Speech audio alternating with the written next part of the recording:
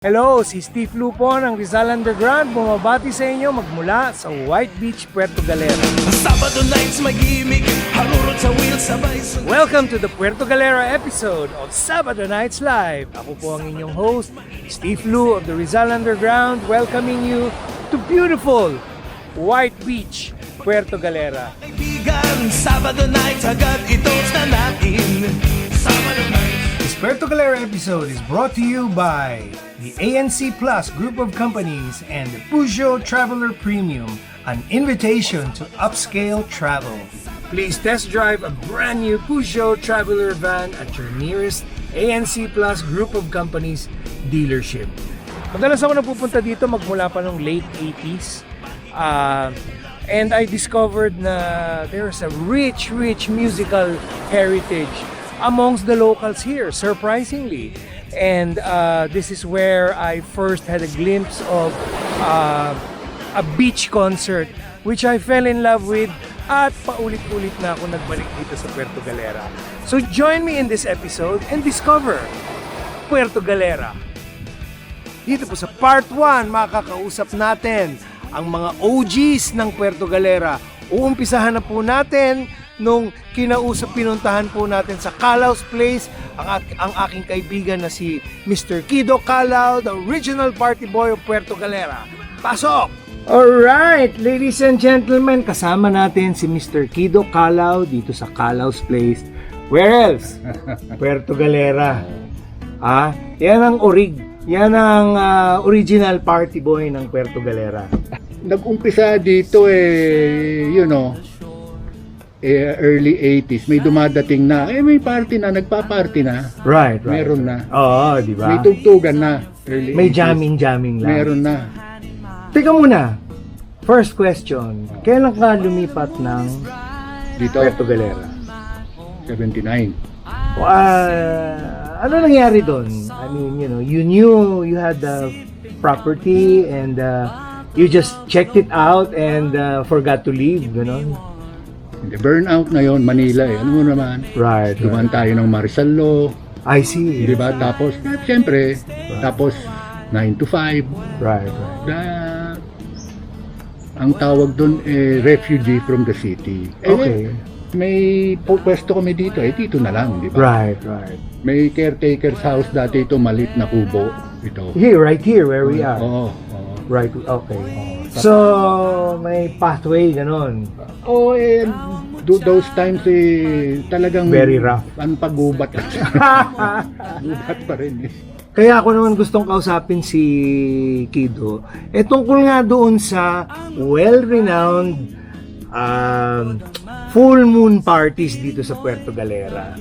Isa lang yung kasi yung napuntahan ko Nakaabot ka ng isa? Yes, nakaabot ako ng isa. In the mid to late 90s. Pero medyo nag-iiba na yung crowd.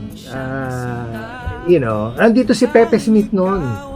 Nandito. Yes, yun yung kayo nila Pepito, kaya sila June nandito. Right. Alam mo ba nung mga summer festival na yun, nag-rehearse pa kami dito, ang Rizal Underground.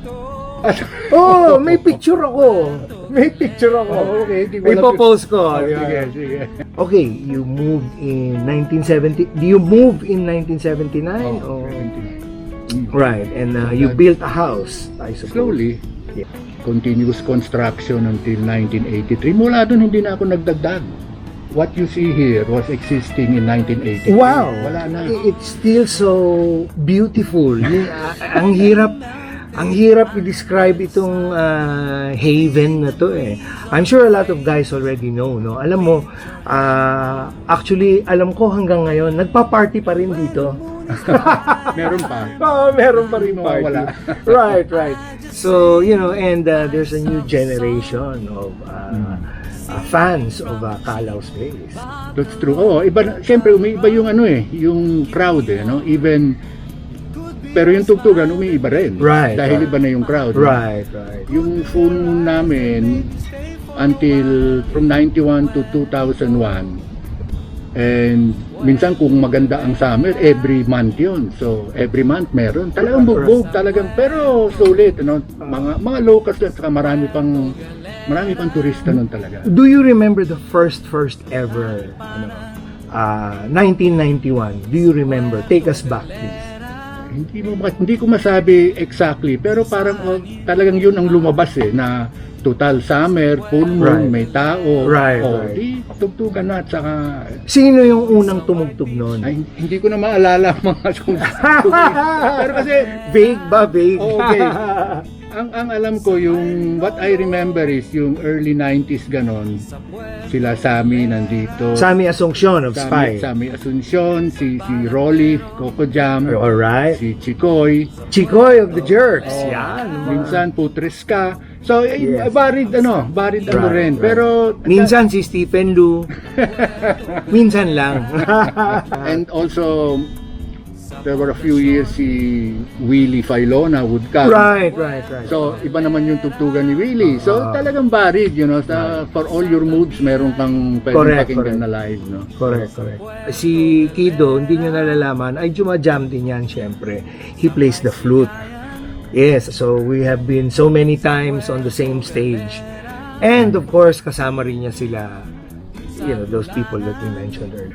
Hindi, at saka at that time, those times, 90s, wala pa nga masyadong papasok lang yung techno Right. So, live talaga. Right. Feel mo talaga live, no? After 2001, iba na yung crowd, younger crowd. 2001. After 2001. Okay. Di ba?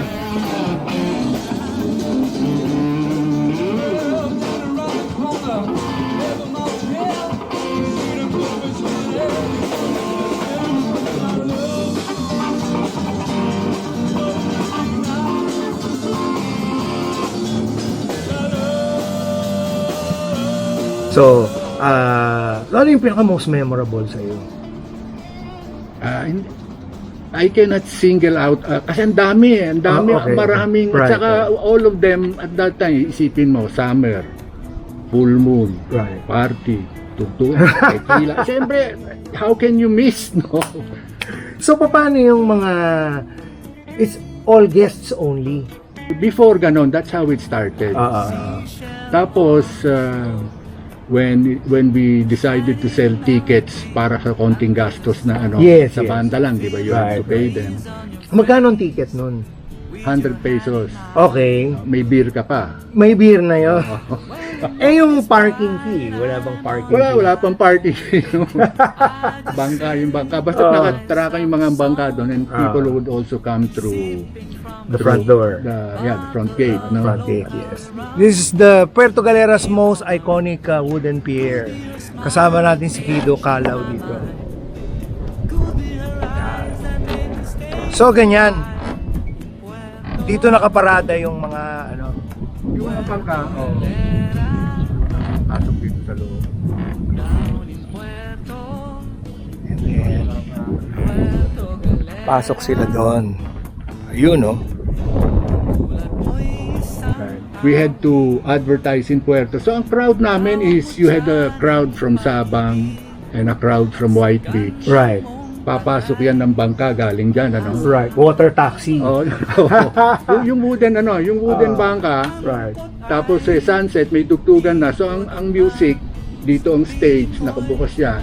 Yung tapon ng sound doon sa dagat.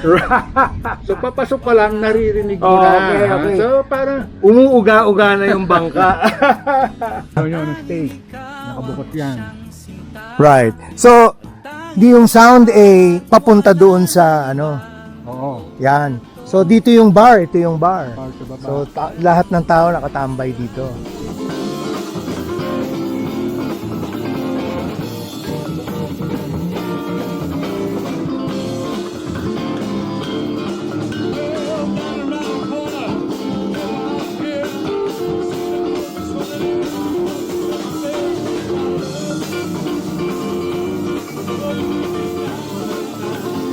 Pero in those times, syempre, you start early dahil sunset.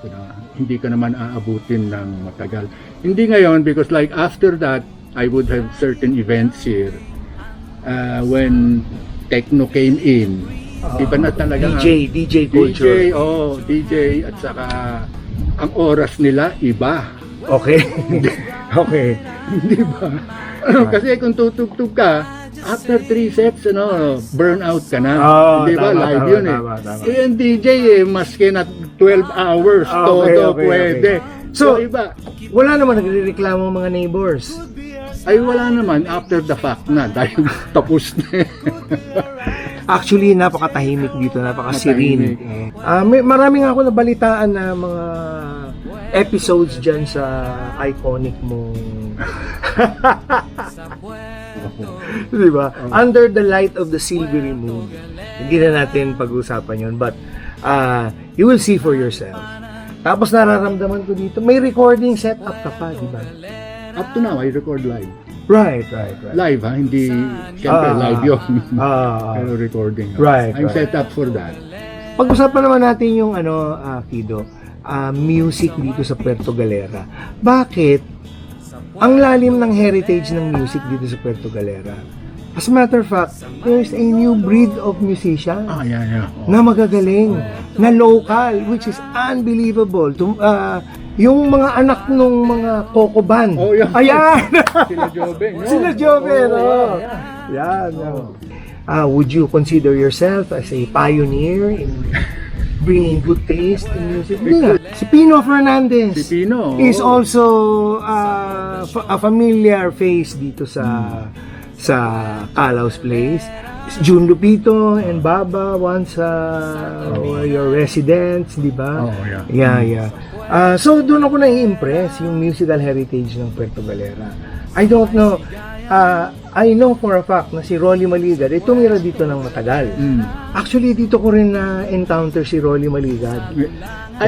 This is where I understood where all the good songwriting comes from. Yung kay Rolly. Oh, kasi Di ba, no? those times yung nagpupulmon dito, nandito yung mga musikero. Si Right. Rolly. So, na-expose yung mga local young musicians to them. Correct. So, iba talaga ang makikita ng mga, kaya may music culture dito that I provided the place. But Manila musicians brought it down to the grassroots dito. Which is perfect. Oo. Pero I think the proximity ng Manila and that Manila musicians would actually come play. Right. Kasi hindi lang may tugtugan dito, pero siyempre paglabas yan iimbitahin. So Right. there was direct exposure to the young ones who are now playing here in town. Correct. Ang dami ng musikero. Madami. And quite a few talented ones. Nakakagulat Yes. talaga. You know? I lived here in 2007 Sa Dolphin Bay. Sa Dolphin Bay. Oo. Nagja-jamming tayo doon sa Coco Aroma. Hindi pa masyadong, although may resident band na sila noon, yung Turtle Club. Which was very impressive, puro, di ba, White Beach Boys ito. Tapos Mga local musicians yan talagang who picked up after, the exposure. si ano naman ang nandun, si Pino. Si Pino was Tumira din sa White Beach yun, di ba? Kay Toto tumira. Right. So that's naging si Toto and has become influence Sila to the White Beach the young boys. White Beach crowd. Pati yung mga kanta ni Pino, ni Rolly, Right. tinutugtog ng mga local. Yes, so then they write their own music, di ba? So tapos merong White Beach group. Naturally, yung mga taga-bayan gusto rin umaksyon doon. So meron din yung MP3, naalala mo yon? Sila Mar. Yan ang magic ng Puerto Galera, yung music. I don't know what it is. Well, Malasimbo took it to a different level. Talagang production yon. Pati yung mga bisita ni Rosemaring taga Switzerland, they were very impressed on the production. Ang ganda naman kasi. Talaga yan. Kaya that was the icing on the cake for promotions of Puerto Galera music. That international acts ang pinasok. Right. So, yun ang peak. You know? Yes. Started with private parties and small concerts up to 2011 to Malasimbo. So all that is part of the history. Now you take all that and all the local young musicians are exposed to all that, iba ang ilalabas ng mga bata dito. Which is very very encouraging. Yes, Encouraging, very yeah. encouraging, very exciting. Ang babata pa nila eh. Oo nga, oo. Yan, ang babata pa nila. So, and yung skill level nila, ano na, pwede nang sumabak sa Manila scene, kumbaga. Oo, may mga iba dyan, Oo. may mga iba dyan talagang talented, you know. Yes. Yung talent, you either have it or you don't. Right. Yun nga, anyway, mabalik tayo sa Malasimbo. That was 2011, the first one. First one, yeah. Yes. Fully booked tayo lahat, no? Oh, kami fully booked. Yun were boom times in terms of the music and tourism arrivals. Right. Dahil the internet was there already, you know. So, talagang boom na boom ang Puerto musically, artistically, and tourist-wise. Yes. Tumugtog din dyan sa Malasimbo Music Festival. Itong mga artist na pinag-uusapan natin. Sila Rolly Maligad, tumugtog dyan. Pino Fernandez, Toto Delgado, Turtle Club was there. Itong sila Joven, they played on the Malasimbo stage. Kaya mahahasa yung mga bata if they are exposed to things like that. Yes, diba? So yes, kaya hindi ako nagugulat, maraming mga lumalabas dyan ngayon na magaling. Of course, naalala mo rin yung Puerto Galera Reggae Festival naman. Malapit lang yun eh. Isang tawiran lang yun, di ba? So, sa kabila naman, sa Ensenada Beach, yung Puerto Galera Reggae Festival, that went on for 10 years. 10 years din. Oo. So, pinangunahan nila ni Loy Fuentebella at ni Papa Dom. At ayun din, sila rin ang mga Papa kasama. Dom. Kaya kasama na si Papa Dom. Hindi ba sound system provider ako dyan sa mga reggae fest? di ba? Ako naman yung tagapihit doon. Aliping sa gigilid lang ako doon. Ako enjoy dyan sa mga sa reggae fest na yon. Enjoy ako dahil wala akong iniintindi. Dadalhin ko na lang yung flute ko, makikijam na yon was for me. I see. Malapit na. Right.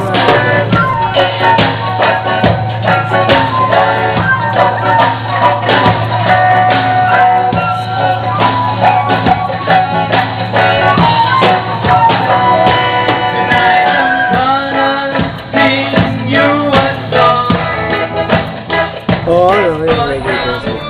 10 years yon. At saka kami naman ni Joel at ni Toto, nag-organize kami ng Puerto Galera Summer Festival. Doon sa beach sa White mismo. Beach. Lou Bonnevie was the first actually. First festival doon si Lou. Lou Bonnevie, and then the second year sila Jamie Wilson and the sister Monique. Third year ako, 3, 4, 5 ako. Wala pang kalsada noon. Papuntang White Beach. Alikabok lahat yun. Minsan umuulan ng malakas. Putik. Putik. Oh. Kung hindi putik, gabok. Inabutan kami ng yung sound system. Putik. Of late, 2007, nagsasama tayo doon nga sa White Beach sa Coco Aroma. Yun na nga, Ayan, lumipat ang scene doon. Yan. Di ba? Medyo scaled down. Pero alive pa rin. Alive pa rin. However small. I remember we would go there on weekends. Di ba? Nung nandito rin si June, susunduin ko yan kasi nandun lang ako sa kabila, di ba? Sabay ka na. Sabay din si Jing, di ba? So, ang daming scenester dito nung araw. Ang daming scene. Ang dami. Malawak ang puerto eh. Sabang may sariling scene din yun. Correct. Ayan, Sabang. May ibang scene din. Very colorful yun. Ang klase din doon. Colorful ang scene doon. Hanggang ngayon, in 2022, active pa rin ang Puerto Galera music scene. Doon nga sa Delgado's Jam House. Ayan. Yan ang current scene ngayon. So, thank you very much, Kido, for lovely time, lovely chat. Okay. Ayan po ang kwento ng kasaysayan ng full moon parties dyan sa Calau's Place. Minsan lang ako nakapunta dyan pero napaka makasaysayan, masaya, at syempre punong-puno ng musika. Ang susunod naman natin nakausap ay isa pang kaibigan na familiar sa kasaysayan ng music heritage ng Puerto Galera. Dati siyang may tindahan doon sa may Muelia Bay. Pangalan ng tindahan ay Make Waves, kaya siya ay binansagang Mr. Jing Make Waves. Nakausap din natin siya tungkol sa kanyang experience dito sa Puerto Galera, lalong-lalo na nung isa pala siya doon sa mga unang bumisita kay Mr. Kido Calao. Pakinggan natin yung storya ni Jing. Ayan, hello ladies and gentlemen, mga kaibigan, kasama po natin ngayon si Mr. Jing Make Waves. Hello! Para doon sa mga hindi nakakakilala sa kanya, pag pumasok ka ng Puerto Galera, siya ang nakakaalam kasi doon ka papasok. Tama ba yun? Yes. Sa Muelle Bay. Oh. Yung Jing Make Waves, popular yun dahil doon sa kanyang malaking surfboard. Kailangan mag-courtesy call ka ba? Yun! Anyway, kaya ako gustong kausapin to si Jing. Isa rin to sa mga originals eh. Sabi niya kanina, 1979 daw siya. Pumasok ng Puerto Galera. Kwento mo naman yung bakit at ano ang dahilan kung bakit ka Pumunta. Oo. Siyempre, burnout sa Manila. Diba? Okay. Concrete jungle. Right. Tapos, 79, turista lang. So, kasama ko yung best friend ko na kababata ko, nag-trip lang kami dito. Okay. Tapos, yung sunod na punta ko, 1980, summer. Okay. Summer yun, na maganda yung summer nun, wala pang tao yun. Right. Wow, pag naiwanan ka ng ferry mo, tapos ka na. Kinabukasan ka na pupunta. Right. Diba? Doon sa yun. So where did you stay the first time you came? Calaw Place. Mr. Ito Calaw is a friend of Chitra.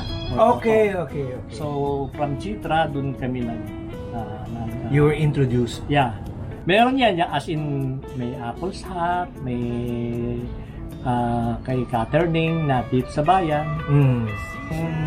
Significant ito yung pangatlong balik. Yung ano?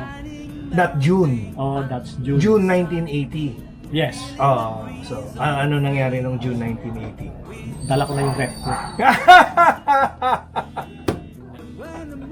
May kuryente na ba nun? Oh, meron na ang kuryente nun. Kompleto na may store. Ang kuryente nun is from 6 to 10 6 ng umaga? ng gabi. Interesado ako sa musical heritage ng Puerto Galera. Okay. Okay. I marvel at the fact na to this day, 2022, pupunta ka halimbawa ng White Beach, may 4 na venue na tugtugan doon. Lahat ng mga banda doon are all natives. Yes. That is the most amazing and they are all good. Yes. Yes. Oh. So, I trace back the roots. Ano ang nadatnan mo musically dito sa Puerto Galera? Inabutan mo ba yung Hobbit House? Yes. Okay, alright. Interesting story. Yeah, Hobbit House. Ang tabi lang ng shop yan eh. Dito lang yun? Dito sa may tabi ng ng post office. Harap ng post office. Diyan ko na-meet si Pino. Okay. Pino Fernandez. Okay. Sumalangit The Naman, brilliant songwriter. Yeah. Hanggang ngayon, yung kanta niya, national anthem na dito. Yes. Ano ba yung Seashells? Yun. Seashells. Talagang classic na yun. National anthem na yun. Okay. Pag banda ka ng Puerto, maaaring hindi mo tutugtugin. Kung hindi ka bona fide. Right. Diba? Right. So, tapos sila Rolly, Naligad, ng Coco Yes. Jam. Si Sammy Asuncion ng Spy. Si Willie Pailona. Yes. The legends. Mga legends na yan. Tapos sila, si Gilles, yes. talagang siyama. The blues man. Yeah. And sila June, late part na yung mga 90s na. Hindi naman, mga late 80s. Ang fan memories, kaya hindi sanay yung mga tao sa ingay. Hindi sanay. Kaya isipin mo, biglang darating dyan. Diyan nag-umpisa yung rock concert. What do you mean rock concert? Binabato yung bubong. Nakwento rin sa akin. So you lived in Puerto Galera, eto na may Hobbit House. So for you as a music loving person ay may what a bonus, no? Yes. What a bonus. Isipin mo mga magagaling, mga talagang seasoned musicians. What followed? Kasi nakwento sa akin ni Rolly na siya raw yung longest staying dahil naman meron daw siyang dahilan para mag-stay. Dahil dito lang daw nakakapulot ng kabuti. Okay.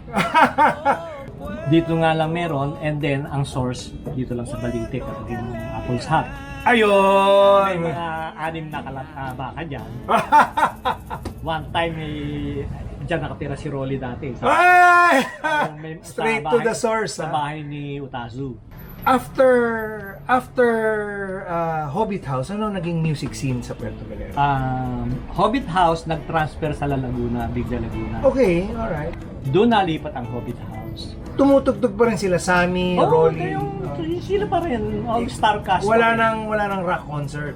Wala na. Wala na. Si Gayo may-ari. Okay. Yung una kong in-interview si Kido, 1991 pa daw yung kanyang unang full moon party. Yes. Di ano yung nangyari magmula 1984 hanggang 1991? Kami nila Kido, si Pino, yan ang una naming reggae concert. Dito sa bayan? Bahay Pilipino. Sa Bahay Pilipino. Concert, as in concert talaga. Isang magandang pub. Tapos magpipiesta. Okay. So, may event. Ang pangalan nun ang banda namin The Investor. Sino kayo niyan? Sino kayo? Si Kido Kalaw. Ako, si Pino, basta yung local boys dito, sila Odi. Odi, Yeah. okay. Tapos, yung drummer namin si Mando. Mga siguro, hindi naman 84, mga 86 na ganyan. 86, okay. Pero, siyempre si Kido Kala, naghahanap talaga yan ng jamming. Okay.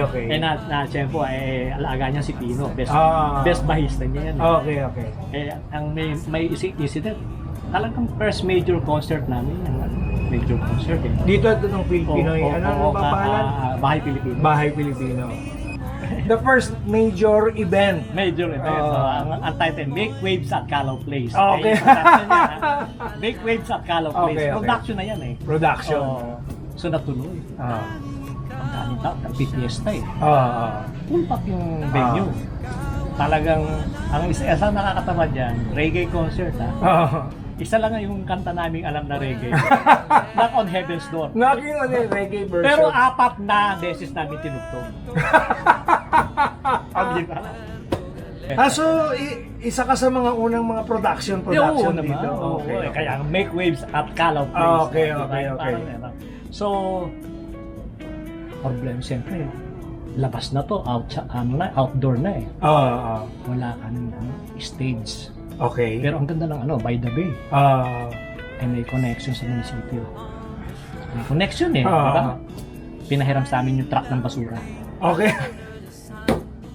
So anyway, let's move on to that concert na may garbage truck.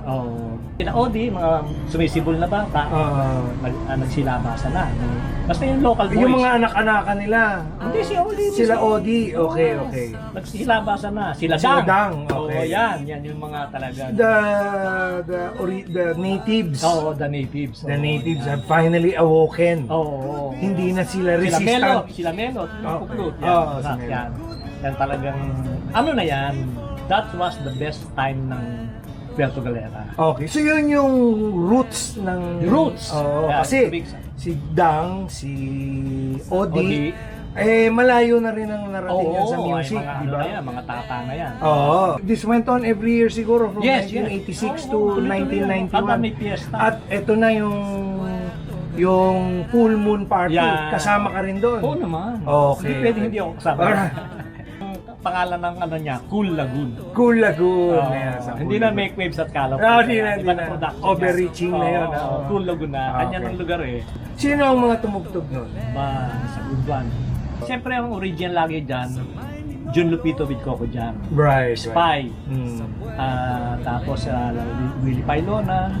Tapos biglang ang drummer pa naman nun, si Bosio. Right. Coco Jam. Diba? Si Willie galing ng Germany, umuwi lang para dyan sa... Hindi totoo yun, ayaw niya malamangan Ay isipin mo ang full moon on the first full moon, nag-i-start lagi yan ng either October or November. And every full moon hanggang summer na yan. Right. Tuloy-tuloy yan. Right. I heard about I've been to one yung nandun si Pepe Smith. Ayun, pero late, na yung kay... Very late na yun. Ang tropang White Beach na mga kano. Taxi. Water taxi. Hindi. Isang malaking bangka ni Bimbo at Ulila. Ay kaya nga, water taxi sila. Ayun. Water From taxi. White Beach, papunta ng Panao. Right. Siguro. Mahaba-haba rin yun, 45 minutes yun. Mas maganda nga kung mas mahaba dahil Doon pa lang. Rock and roll na, rock and roll na, rock and roll. Punong-puno yun siguro ang capacity ng bangka ni Bimbot nasa mga 30. Puno yan. Malaki yan, puno. Puno. Oh, may mga sabit pa. Oh. Di siyempre, di ba? And this went on for 10 years yata. Yeah. Oh. Kanya lang nag-iba na nga yung crowd at naging techno dance. Yung, yan ang yung late part na, tsaka napagod na rin si Kido. Yes. Medyo madugo nga yung production na yun. Noong mga mid-90s, di ba nagpo-produce kami nila Joel, nila Toto, Sa White Beach. Sa White Beach. Iba naman yon. Oo. Yun yung Holy Week. Holy Week, Holy Week, yes. Most of the time, Holy Week. Holy Week, Sabado de Gloria yun. Yan. Sabado de Gloria, wala pa naman din yung tricycle. Alam mo, lahat ng tao, alas 6 pa lang ng hapon, naghapunan na. Right. Tapos walang tricycle, di maglalakad mula Santo Niño, bayan. Wala nang biyahe. Lakad papuntang White Beach. Pag-woodstock na eh. White Beach, isipin mo. Tsaka doon na natutulog. Doon na. Sa ilalim ng, nakakatulog ako sa ilalim ng stage yung kay Lou Bonneby. Pagkatapos naman nung mga 90s na yon, eto na si Puerto Galera Reggae Festival. Sa Ensenada. Yun naman. Which si Loloy. Si Jing ang frequent MC. Mahusay mag-MC to si Jing. Tequila at saka acid lang ang katapat niyan. Naku sabog ang palong mo doon. So siya yung mga nag-MC doon sa mga reggae festival. 10 taon din yun. 10 taon din yun. Tapos, pagkatapos ng reggae festival, eto na, Malasimbo naman. Naalala ko yung nanood tayong Malasimbo nung napanood mo si Joe Stone. Magkatabi tayo. Siyempre, in full battle gear ang Jing. Diba? Pakiramdam ko, may crush sa akin. Hindi, naalala ko, sabi mo, sino ba ikayang Joe Stone na yan? Sabi mo, dahil hindi natin kilala Grammy awarded daw nung lumabas, Jing, nakanganga ka hindi ka nagsasalita Jing, andyan ka pa ba kasi nagpipicture ako? Pero in spite of Jing being here in Puerto Galera since 1980, ano ba? 1980, hindi niya nakasama si Joe Stone sa Ensenada dahil hindi siya tinawagan. Yan ang may malaking atraso sa akin si Loloy. Thank you so much, Jing. Salamat. Ito namang next guest natin dito sa Sabado Nights with Steve Lou ay isa sa mga musikerong tumugtog sa full moon parties doon sa Calau's Place. So narinig nyo na si Mr. Kido Calao at si Jing Make Waves at naikwento nila yung kasaysayan nung sinauna pa nung panahon ng Hobbit House. So ito naman susunod na nakausap natin ay si Mr. Chicoy Pura of the Jerks. Pakinggan natin naman yung story tungkol dito rin sa Calau's Place. So during this time yung nagigig kayo ng Bistro 70s, Mayrix and Red Rocks. Sinong bahista nyo, si Edwin, diba? Hindi pa, si Pino pa yon. Kaya lang, dumating yung time na umuwi si Pino sa Puerto. Kung minsan hindi na siya bumabalik, kaagad-agad. Nag-decide ako na sabi ko parang hindi na tenable tong ganito. Hindi sustainable yung Hindi, actually, I think Pino went through a stage. Gusto na niyang maging islander. yung gano'n, He went through a phase in his life na ayoko ng pressure ng city. Yun yung gano'n. So, I want to be free. pero nung time na yun na yung mga periodic na mga visits ko kasi kay Lakido. Okay, so Chicoy, nakasama mo si Pino na pabalik-balik ng Puerto Galera. Kasi galing ako doon recently na interview ko si Kido. Kido pala ang original party boy ng Puerto Galera. 1991 yung pinakauna niyang full moon party. Kasama ka raw sabi niya. Pero may mga nauna pang mga parties doon na siguro yung as far as announcing it.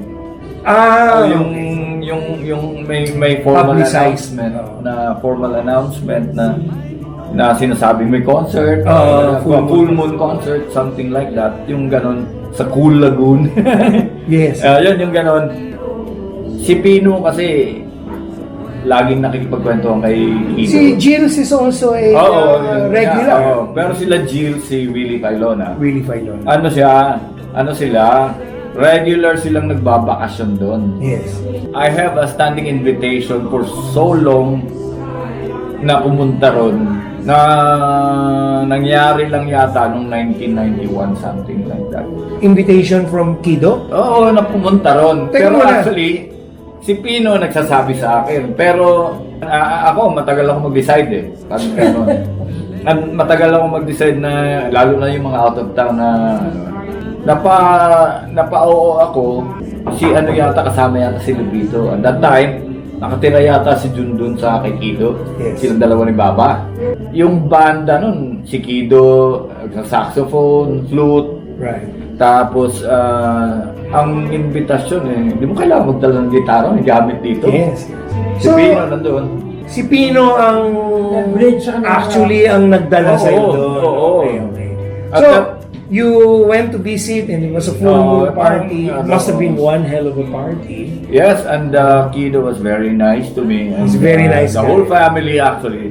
I can remember na nandoon yung pinsan niya, yung chair ng Haribon. Hindi pa develop yung ano noon, yung Infrastructure ng Puerto Oo, Galera. yung ano niya. At saka yung ano mismo, yung lagoon mismo, yung lugar mismo ni Kido, inaayos pa lang niya pa isa-isa. May gig nun sa Puerto, si Rene ang drummer. Chong, Mm. Tapos si Edwin. another legend. Si Edwin. And we decided na si Chong ang papapaluin namin doon sa album na naka-sign up sa Star. Naalala ko nun, doon namin inayos ni Chong yung areglo ng mga kanta. Kasama pa dyan yung reklamo? Hmm. Okay. Pero, hindi si Chong ang pumalo doon. Si Benji ba yun? Hindi. Si Neil Baruelo. Nagkaroon ng concert doon, nandun kami, nandun si Grace Nono, nandun sila. Yun yung time na Coco Jam nandun din. Mhm. Yung banda ni Jing, nandun din. Tapos nandun dun yung parang nagha-honeymoon dun sa isang boat si Robin Padilla at saka yung kapatid ni Sai na magdayaw. Tapos si Boy Moro. Si Boy Moro nagagalit dahil hindi siya gusto nila Robin yata na umano dun sa stage. Yung stage nakalutang sa tubig.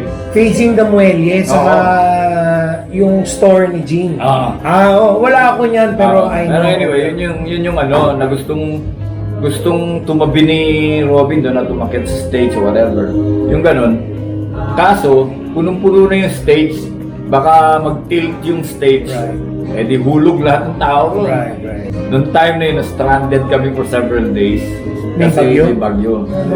Yun yung time na yun. Si Angelo pa, bahista namin nun. Nandun si Dang. Dang Aksalan. Si Dang Aksalan yung isa sa mga producer na mukhang nalugi siya dahil kailangan niyang i-accommodate lahat ng artist na stranded. Katabi nung eskwelahan na tinutuluyan namin, adjacent to sa lugar ni Rolly nun. Naalala ko nun si Jala nun. Si Jala, nasa ano pa? Nasa... Shala. Si Shala. Nasa ano pa lang? Crib. Nasa crib. Maganda yung lugar na yun. Oo. Actually, Kasi may may backyard na yung parang Yes. mahaba yung lalakarin mo papuntang So, this is your Puerto Galera experience. Yeah. Colorful din pala. Oo, kasi kumbaga, wala naman akong sadya doon, kundi it's either tumugtog or sure. mamasyal. Pahinga, yung gano'n. Thank you very much, Chikoy! Ang gara ng experience si Chikoy dito sa Puerto Galera, no? Ang susunod naman natin nakausap ay isa pa ring OG. Dito naman siya sa Ensenada Beach Resort nanirahan at nag-organize siya ng Puerto Galera Reggae Festival. Mga kaibigan, walang iba, Mr. Loloy Fuentebella. Dito ako ngayon sa Ensenada Beach sa Puerto Galera. Napakaganda rito, tignan nyo. Sa Balapero, sa Puerto Galera. Ayos pa tayo dyan, everybody in the world, this is Steve Lu again. Meron akong sorpresa sa inyo. Kaya tayo nandito sa Ensenada Beach ngayong hapon. Kasi kasama ko si Papi Loloy, si Loy Fuentebella, mga kaibigan na yun, no? Si Loy. Si Loy ang GM dito sa...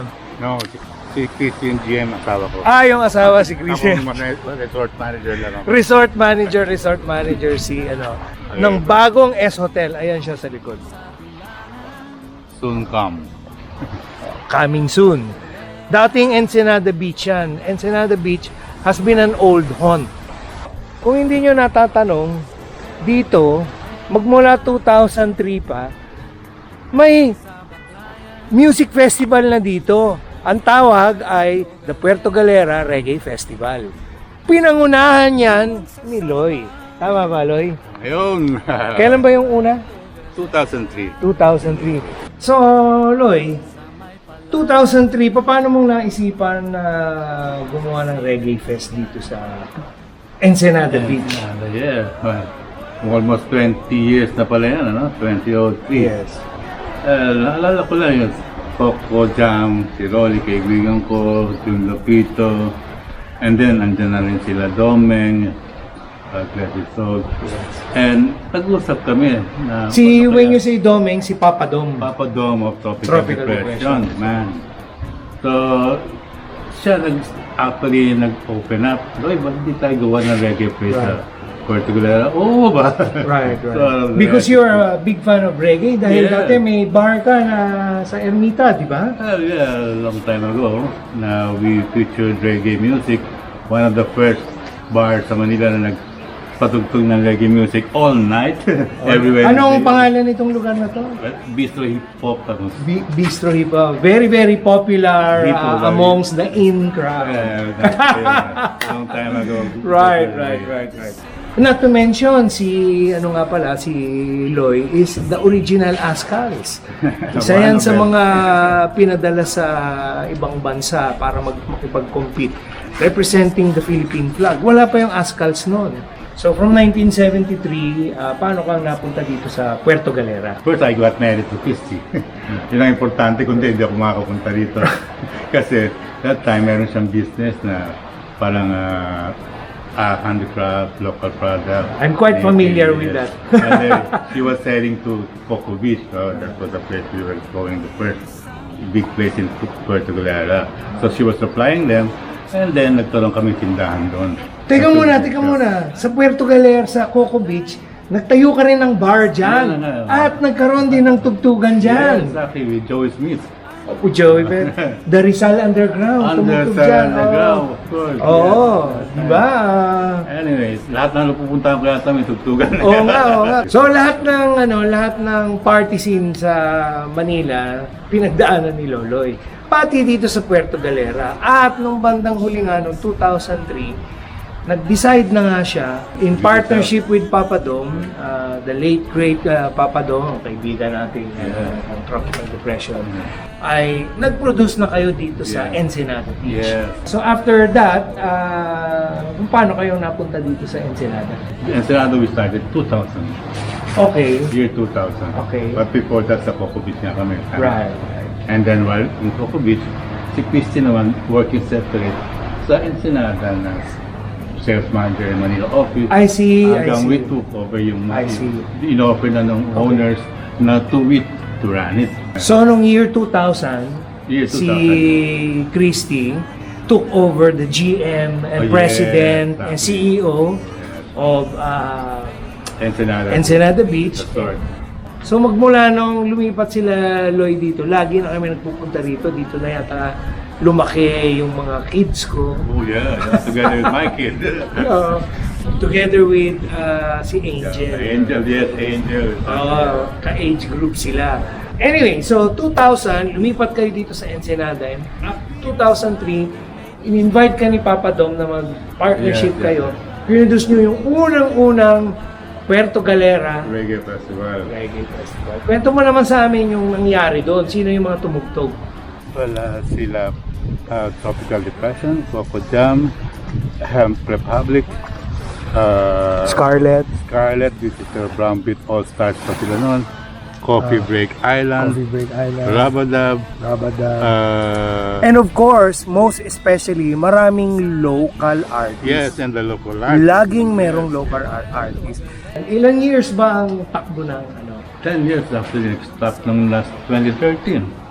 10 years, naka 10 years Yes, ka. yes, Okay. yes, after Right. 10 years. Tandaan nyo, out of 10 years, 7 years, siguro ako yung pusher ni...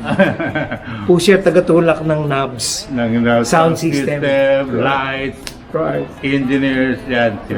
Kung wala yan, wala tayo. Oo, yun sila, kasama ko sila Meng. Si Meng, yeah. Si Wawi, ayan. Kailangan natin pakita sa kanila kung paano yung setup. Paano ba saan ba nakalagay yung stage? Sino ba dapat natin tanungin tungkol sa stage? Unang-una, dapat di ko nakakaalam doon. Hindi ko nagsusumay ng aking, ng aking instrumento at lahat. Supplier kita. So, ang tagal din no? Yes, Nakailang man. taon tayo. Pati yung Tamaro FX mo. Tamaro. Kasama rin lobby mga speaker, tsaka si Meng. Si Meng. Si Meng, kamusta na kaya si Meng? Oh yeah, okay. Anyway, kasama pa yung mga bata. Lumaki na yung Okay, mga yes. bata, no? Anyway, so, ipapakita namin sa inyo kung paano inorganize ni Loloy yung Puerto Galera Reggae Festival. Festival, And the first one being 2003. Saan ba yung stage natin dati? Kung di ako nagkakamali, dito tayo. Kasi natin Treehouse dati. natin engineer's room, how do you call it? Siya nagko-control ng Technical booth. technical booth. That's it. Dito to stay. Ano lang yan, di ba? Right. Anong cottage number yan? That's cottage 3 and 4. So, dito sa may... bandroom, naging bandroom na yan. Right. Tapos facing there, so andun ang crowd sa garden. So sa garden before, hanggang sa taas may teles, may mga tao rin doon. Right. Yung minsan, ang stage is Likitiki, nakapark dyan sa beachfront, at yung mga tao nandito sa beach. So, para makapunta ka ng stage, kailangan mong sumakay ng bangka. Oh, yeah. Yan ang storya ng Puerto Galera Music Festival. So, yung 2013, naalala mo ba kung sino yung huli? Well, andyan si... Di ba tumugtog dito yung Japanese, ano? yes, Papa Yuji. Papa Yuji is a DJ Yeah. and singer din siya. Tumugtog dito yon, di ba? Yes, yes. Saka sila Bani Liwanag ng Hemp Republic. Hemp Republic, Rabadab. Rabadab, I like yeah. them, man. Dami. They're kids, Jack yeah. Pilpil. Jack Pilpil, yan. Yes, Tumugtog din ba dito si Peace Pipe? Peace Pipe, yes. Peace Pipe, yes. The last 2 years, walang sponsor. Ginawa kong sarili. And I got all my pambayad sa sales. Because ang daming tao. It was really good. Ano nga pala ang capacity ng sa tingin mo? Well, at one time siguro, umabot ng 1,000 kasi labas-pasok ng tao. Kaya on the beach, pagkatapos man lalabas, iba naman direct time kasi it's actually free concert. Right. Free concert yun. Yes, all the time. Libre lahat yan. Yan ang sabi ko. Para sa locals to eh. Wow. So, hindi natin na-mention yan. Yan ang maganda dito sa Puerto Galera. There is a community of local musicians. As a matter of fact, 2 generations na yan. Magmulat-mula pa, si Jun Lupito and Ronnie Maligad have been regulars here sa Puerto Galera since late 70s pa yata. Oh, yeah. Even before the Ensenada Beach Puerto Galera Reggae Festival, meron ng full moon parties Yes. doon sa Calaos Place. Kasama ka rin doon sa mga full moon parties doon sa Calaos Oh, yeah. Place. Nanonood lang ako doon. Sa Coco Beach kasi ko pinanood. Nagtataxi kayo. Yes, Alright. Taxi si Mando, kanya ng bangka. Bangka. Yeah. Actually, naging resident din ako ng Puerto Galera. Yes, of course. Noong 2000, naman ako, 7. Diyan ako, Manager ka rin. Resort manager ng neighbor namin to.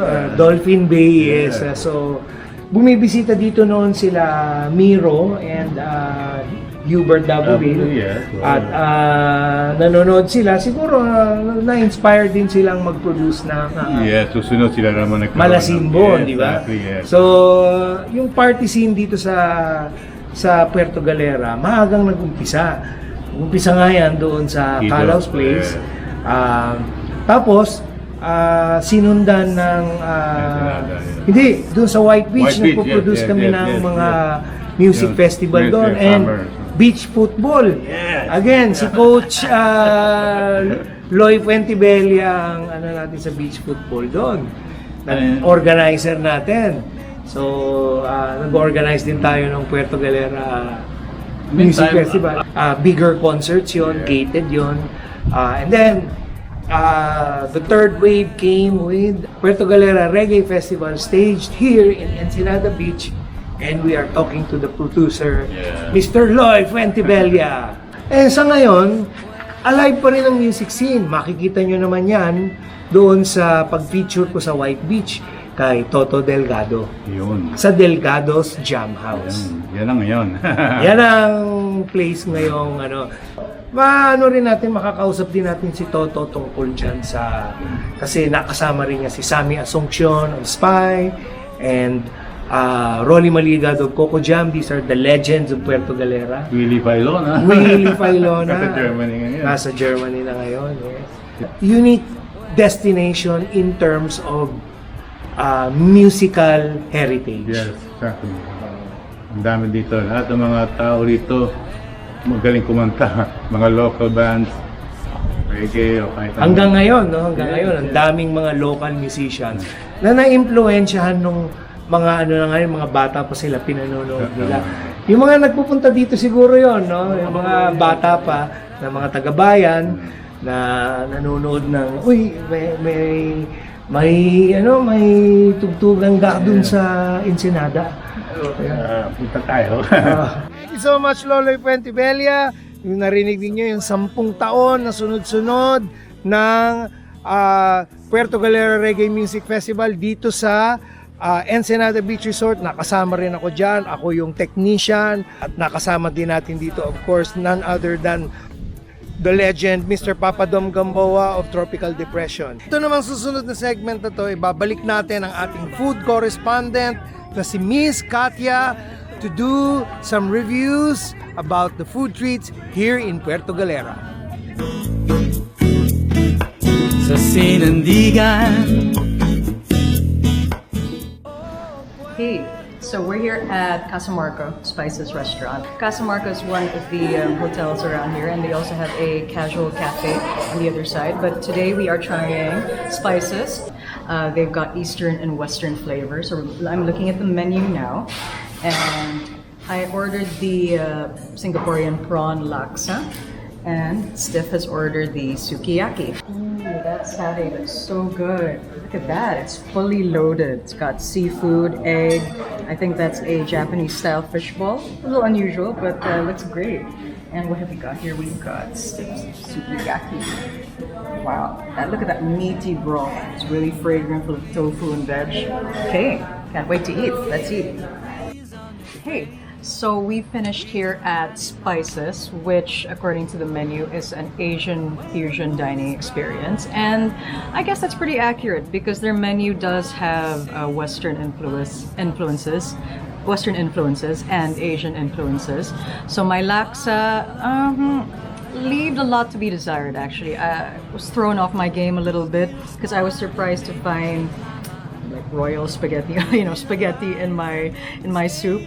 I like the dumplings, but they're really kind of more Chinese or Japanese. They don't really belong in the Singaporean laksa dish. So a few prawns there, vegetables, and all in all, it was okay. I mean, you got the coconut flavors, the spices. Right, that's a given. Well, with Steph's sukiyaki, it was a little heavy on the sweetness, I find, sweeter than usual. Maybe a little heavy on the additives as well. It can taste something different, it's not all quite natural, I suppose. And maybe that was a camouflage again by the sweetness of the sukiyaki. Could have used a lot more meat, a bit heavy on the tofu and the noodles. Yeah, so all in all, I think a lot of room for improvement. But for somewhere like White Beach here in Puerto Galera, good try. I think it's great that Casamarca decided to do something different and introduce some Asian fusion flavors. That's great. So kudos to Casamarca for that. Yeah, and welcome you guys to try it anyway, see what you think. They've got some other seafood dishes which we have not yet tried, and they actually look quite good. So yeah, let's give it a go next time, yeah? Anyway, this has been your food diwata and food correspondent for Sabado Nights with Siflu. Keep on rocking.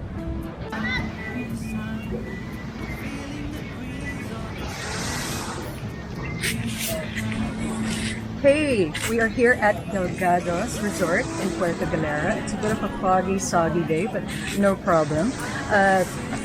Delgado's Resort is owned by Toto Delgado and his incomparable wife, Sheila. They also own Delgado's Jam House, which opens at around 3 or 4 o'clock in the afternoon. In the evenings, we hang out here, have a drink, and in the morning, we have breakfast next door at Marginor's restaurant. They have a good selection of Filipino food, mostly silog in the morning. I have my silog every morning, which is a complete meal of sinigang, fried rice, and an egg of your choice. You can have tocino, you can have spam, hot dog, bacon, anything you wish, like all my favorites. So I ordered a tosilog, and I'm really looking forward to that. So let's go check it out.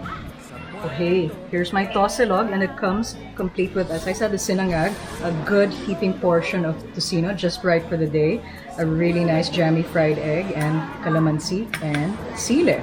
And can I just introduce you? This is Ate Dayan of Marginor. She's always giving us like, our food and our tea, and she takes good care of us whenever we're here. Thank you.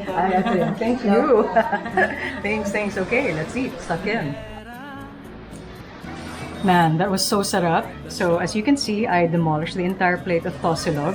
The tosilog was, tocino was cooked perfectly, lovely and tender and flavorful. Great fried rice, the sinangag, nice and garlicky, and fried egg, sunny side up as I always like it. And like I said, si Ate Dayan always takes good care of us here. She always makes sure that I have my favorite breakfast tea every morning with it. So yeah, all in all, a great experience, well priced. Can't go wrong really.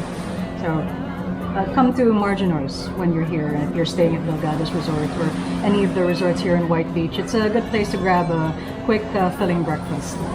Keep on rocking.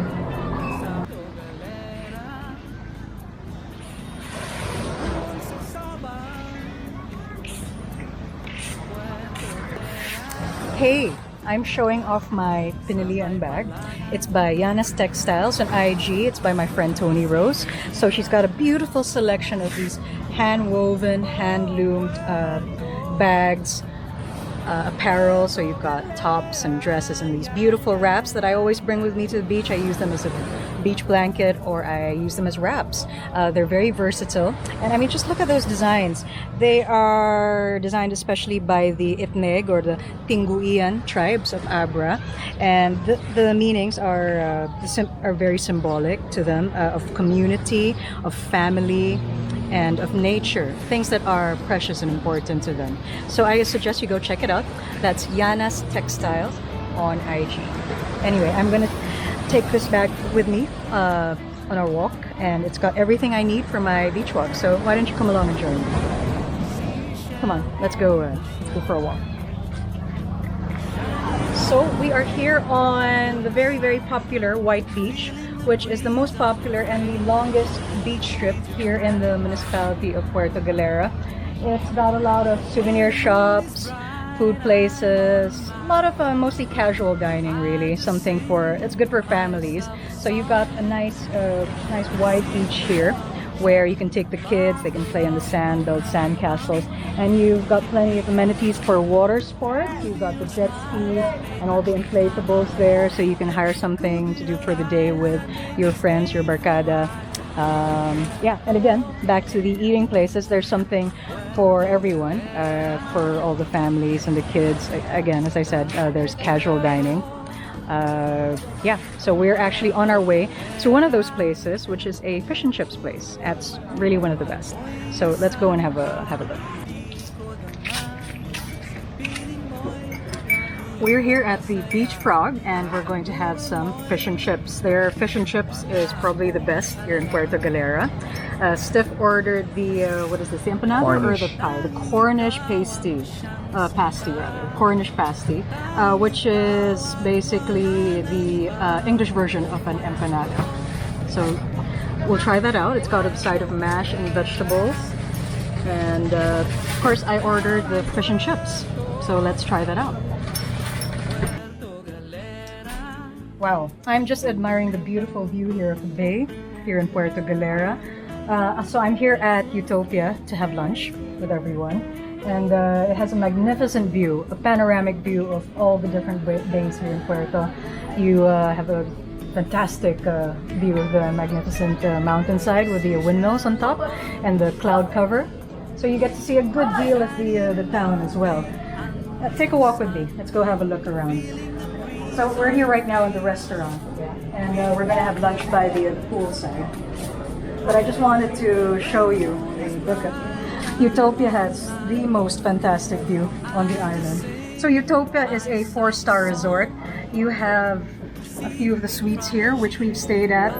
Very comfortable, very clean. You've got all the creature comforts you ever need. And you have the other resort rooms over down the way, over yonder. And you have the beautiful landscape gardens, courtesy of Jonathan, the Swedish groundskeeper. He's like the best thing from Sweden since IKEA meatballs. That's my favorite.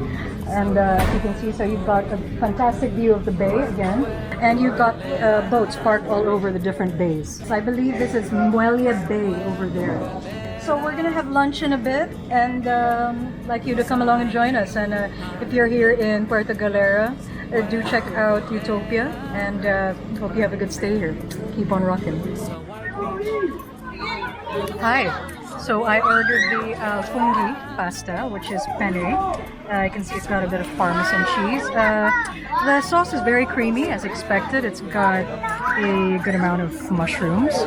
The pasta is al dente. It's nicely firm. Yeah, all in all, very good. It comes with a bit of bread on the side. Yeah, and here we have pizza. Got pepperoni, beef. Looks quite fully loaded actually. Oh yeah, the mushrooms look good. You have to try it out. Looks like it has a nice crisp crust over there. Lots of cheese and tomato sauce. So yeah, all right. Bon appetito.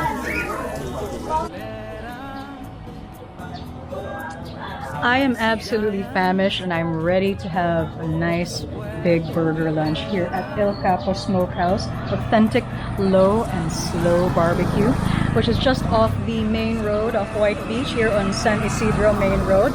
So it looks like the restaurant is on the 2nd floor. They've got a balcony out there, good for al fresco dining. Yeah, well, I am absolutely ravenous, so let's go in and check it out.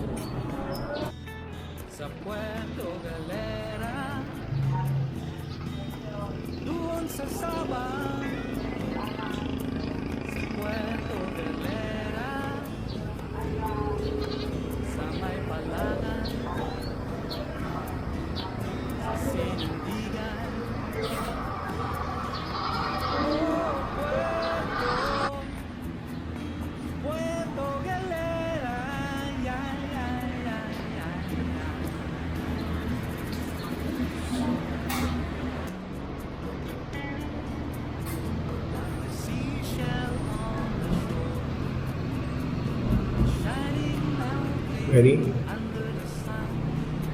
Hey, so I'm kind of feeling the rainy day blues lately. You know, been really itching to get some sun, but you know, weather's just not cooperating. So when you got the blues, what you gotta do? You gotta grab yourself a really good burger. We're here at El Capo Smokehouse, just off the main road along White Beach, and I've ordered the Gringo Bad Boy. Yeah, Bad Boy. That's a bad boy right there. And it's got jalapeno and caramelized onion barbecue sauce. So it's like the regular classic burger, which Stiff is having, which has cheddar, special sauce, lettuce, and tomato. So mine is like, you know, beef, the bad boy version. So El Capo is also known for its for serving wine with its burgers. They have their own house label wine. They've got a Chardonnay. They have a Cabernet Sauvignon, and a Moscato. I'm thinking maybe next time I should try the Moscato, but I definitely recommend you go for the burgers. It already comes with fries and a cranberry juice. So let's enjoy. All right, keep on rocking. Whew, so I've just finished my bad boy, and I have to say, it is truly the best burger in town. The meat was very well seasoned, very, very juicy. I have to say though, my medium was slightly undercooked, but you know, that can be easily addressed. Toppings, trimmings wise, you have the caramelized onions, the jalapenos, which I found a bit lacking. I think a little bit more of that yummy stuff would be great. My favorite was the buttery brioche bun that they had with it. Light and crisp, perfect complement to the juicy meat patty. Oh, and the fries, thick cut, you know, the chunky cut fries, crisp on the outside, pillowy soft on the inside. It comes with a nice little cranberry juice on the side, nice touch. So all in all, this lunch set us back maybe about 550 pesos, which is an absolute steal. You can't find that in Manila for peanuts, I'm telling you that. Of course, you know, if you want to add a little, you know, a little more elegance to the meal, you can always order a glass or a bottle of their house wine. The most expensive bottle of wine will probably set you back about 850 pesos for the Moscato. Their Cab Sauv, I think, is about 750 a bottle, and they have a Chardonnay as well. But again, a glass of their Cab Sauv is about 200 pesos only. Not bad, right? I definitely get a bottle and bring home. Right. So, I'm definitely coming back here to have more of that low and slow, authentic barbecue flavor. And I can tell you now that this is a very, very, very bad another place for that. Say goodbye. Right. Well, keep on rocking until the next episode. Ciao, ciao.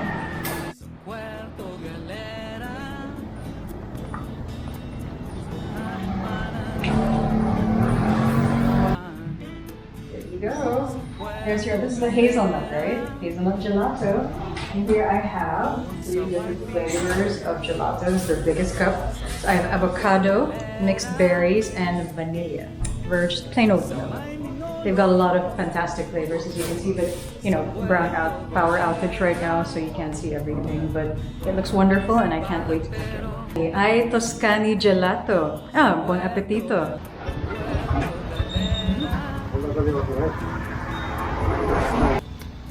The gelato is so good.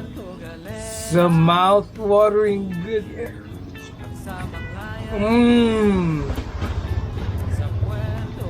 I told the food correspondent to go away while I'm eating ice cream. So, I will endorse Ay Toscani Gelato directly from Tuscany. Thank you so much. This is your new food. This is your ice cream correspondent, Steve Lou. Yeah.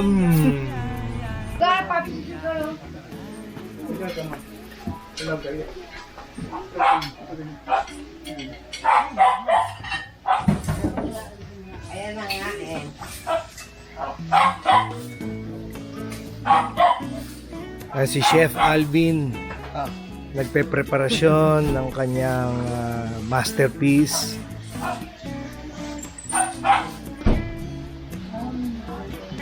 Hey, I got invited to a boodle fight. I discovered. Hey, we're here at Ensenada Beach Resort and we've been invited to a very, very special occasion. There's a boodle fight going on and Christy and Lola have prepared a very good, really delicious buffet spread of seafood kare-kare. This is Christy's special seafood kare-kare. It's full of mussels and huge prawns and vegetables. It's delicious. And oh, don't forget the icing on the cake, the bagoong. Prepared by their chef Alvin. Yes. And thank you so much, Christine Loloy, for the wonderful spread. And thank you for inviting us to your home. Loved it. Loved every minute. Thank you so much. Mwah. Thank you, Miss Katia, for that food review. Meanwhile, nandito tayo ngayon sa Muelle Bay, dito sa beautiful Puerto Galera. At magpapaalam na tayo for this first part of the Puerto Galera episode here on Sabado Nights with Steve Lu. Gusto ko lang pasalamatan yung mga guests natin, si Loloy Fuentebella, Chico Ipura, Kido Calao, Jing Makewaves, and also thank you to our food correspondent. You are here on Sabado Nights with Steve Lu, broadcasting from Puerto Galera. Abangan ninyo next week.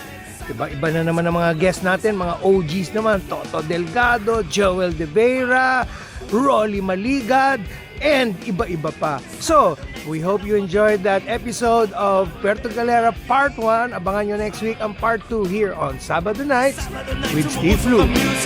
Dito walang makakasingit.